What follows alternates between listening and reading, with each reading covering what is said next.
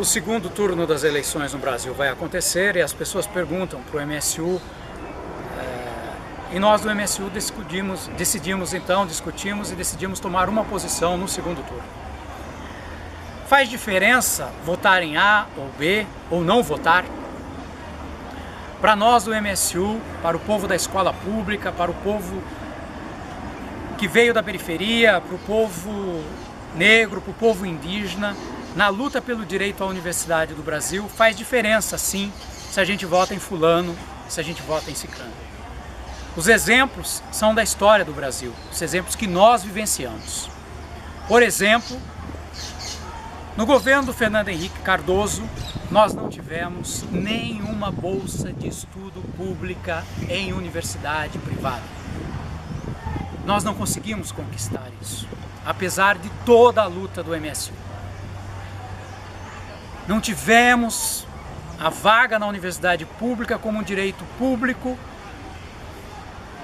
para o negro, para o indígena, para quem veio da escola pública. Não tivemos, mais grave, nenhuma nova universidade pública criada. Isso nos marca o MSU profundamente. E mais, a lei de cotas, uma grande conquista da luta do MSU, do movimento negro, do movimento indígena, do movimento de educação brasileira, ela demorou mais de 12 anos para ser aprovada.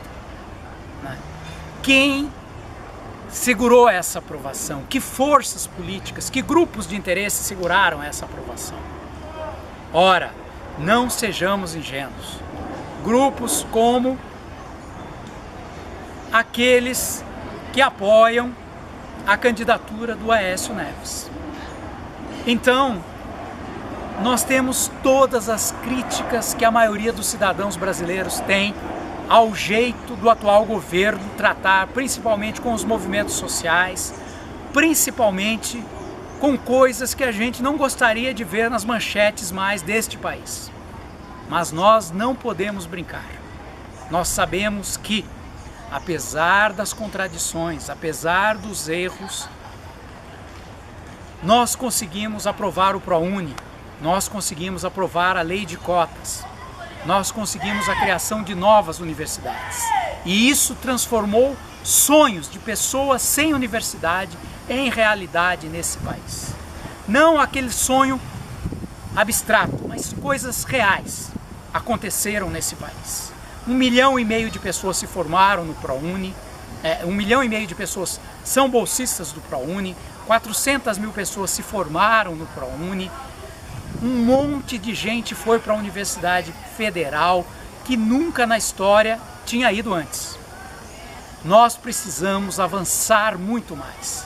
Por isso que nós acreditamos que o fato da presidente Dilma Rousseff ter sancionado a lei de cotas, ter sustentado a política de Conferência Nacional de Educação, ter garantido os critérios de discussão do Plano Nacional de Educação no Congresso Nacional, faz com que, apesar dos inegáveis problemas que todos esses processos tiveram em particular para os movimentos de educação, faz com que a gente perceba diferenças, se não suficientemente daquilo que a gente esperava, de toda a nossa expectativa, ao menos no rumo que sinaliza algum tipo de sintonia, algum tipo de diálogo, o que a gente não vivenciou em todo o governo do Fernando Henrique Cardoso, quando nenhuma conferência de educação foi instalada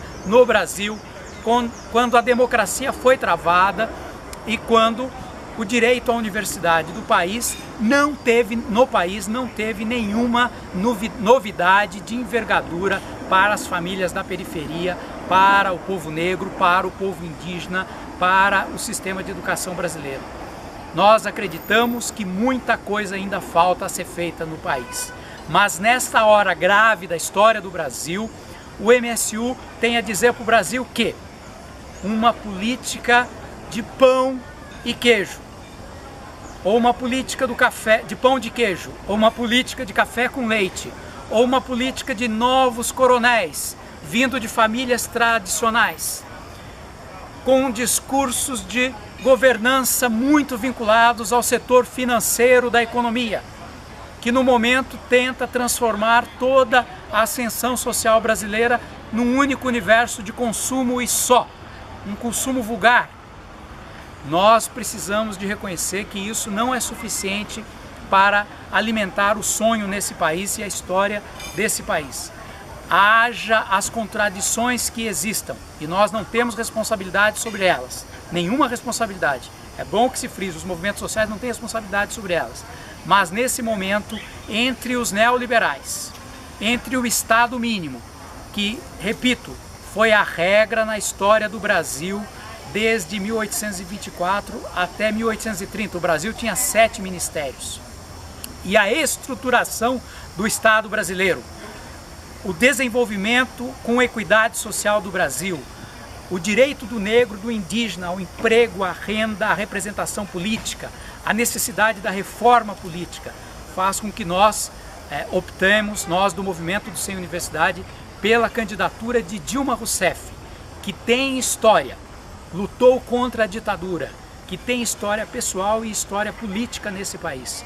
Nós optamos por essa candidatura no sentido de acreditar que o Brasil navega em mares muito tenebrosos quando a gente faz de conta que não é com a gente a eleição daquelas forças sociais que na história do Brasil, falo do coronelismo e do novo coronelismo, que ele tem registro nas suas heranças, e nas forças econômicas do capitalismo financeirizado mundial.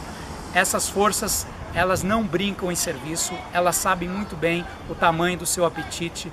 Isso se traduz, no nosso ponto de vista, na figura de Armínio Fraga, eleito para ser o grande timoneiro da economia brasileira.